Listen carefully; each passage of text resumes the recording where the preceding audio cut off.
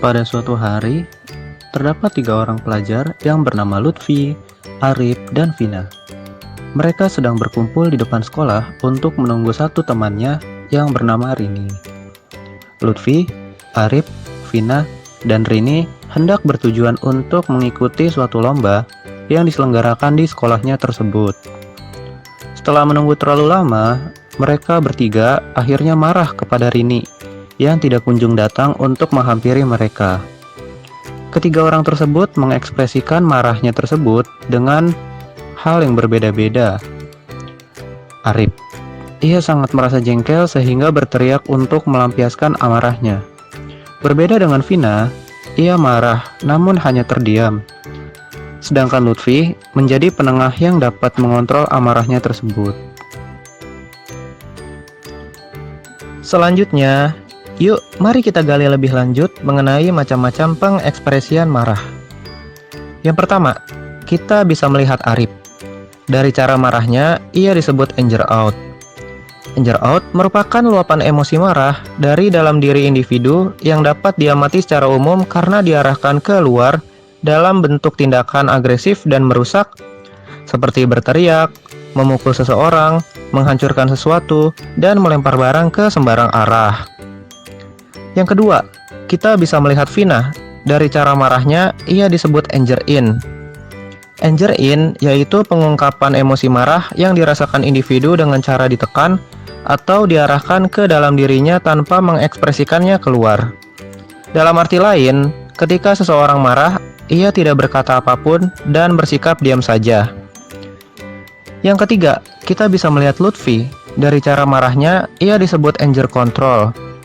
Anger control merupakan kemampuan yang dimiliki individu untuk dapat mengontrol atau mengendalikan emosi marah dengan melihat sisi positif dari setiap permasalahan yang sedang dihadapi dan berusaha konsisten menjaga sikap yang positif walau menghadapi situasi yang buruk sekalipun. Setelah melihat keadaan, Lutfi menyadari bahwa kedua temannya itu marah. Lalu, ia mencoba berbicara kepada mereka. Rip, Vin, coba deh. Kalian berhitung dari 1 sampai 10, lalu diulang. Sampai kalian merasa sedikit lebih tenang. Nggak perlu diucapin, di dalam hati juga nggak apa-apa. Intinya, pusatin pikiran kalian untuk berhitung ya. Udah mulai tenang? Kalau belum, coba ulangi kata-kata yang aku ucapkan ya. Relax, tahan amarah, tenang. Itu diucapin sambil tarik dan buang nafas berulang ya. Biar kalian bisa lebih rileks dan amarah kalian berkurang.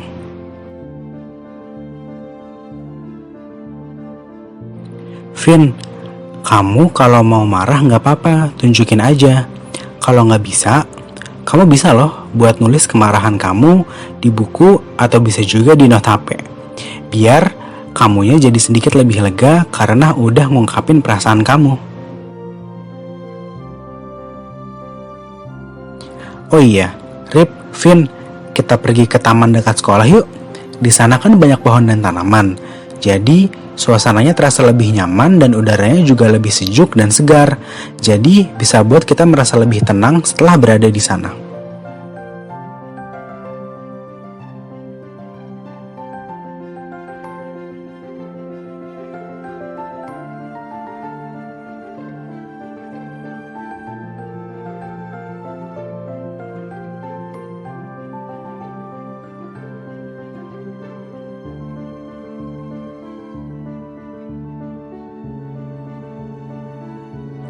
Habis ini kita ke rumah Rini yuk.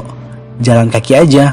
Sekalian kita mengalihkan perhatian kita sehingga pikiran kita menjadi lebih tenang dan amarah kita jadi cepat reda. Oh iya, nanti saat di rumah Rini kita minta penjelasan kepadanya ya. Mengapa ia tidak bisa dihubungi dan tidak datang ke sekolah. Agar kita tahu alasannya dan tidak ada kesalahpahaman di antara kita. Halo Rini, tadi aku menelpon kamu untuk menanyakan apakah kamu sudah dalam perjalanan ke sekolah atau belum. Namun, telepon kamu tidak aktif dan tidak dapat dihubungi. setelah kami menunggu sampai perlombaan dimulai, kamu benar-benar tidak datang tanpa memberikan kabar apapun kepada kami. Akibatnya, kami gagal mengikuti perlombaan karena kurangnya anggota. Dapatkah kamu memberi penjelasan kepada kami tentang apa yang sebenarnya terjadi kepadamu? Hai Arif, Lutfi, dan Vina. Sebelumnya, aku ingin meminta maaf kepada kalian karena aku tidak hadir dan tidak memberi kabar apapun saat itu. Ayahku tadi pagi tiba-tiba saja tidak sadarkan diri karena terjatuh di kamar mandi. Aku dan ibuku sangat panik dan segera meminta pertolongan. Sesampainya di rumah sakit, aku sibuk menemani ibu dalam mengurus segala keperluan ayah untuk dirawat di rumah sakit. Dan aku lupa untuk memberi kabar kepada kalian karena sedang dalam situasi mengejutkan seperti ini. Aku minta maaf yang sebesar-besarnya kepada kalian atas hal ini. Aku juga minta maaf ya karena sempat marah tadi ke kamu. Aku juga tidak tahu kondisi kamu sedang sulit. Rini, tidak apa-apa. Semoga ayah kamu cepat sembuh ya. Untuk lomba, tidak apa-apa tidak jadi. Yang penting kita doakan saja, semoga ayah kamu diberikan kesembuhan. Amin.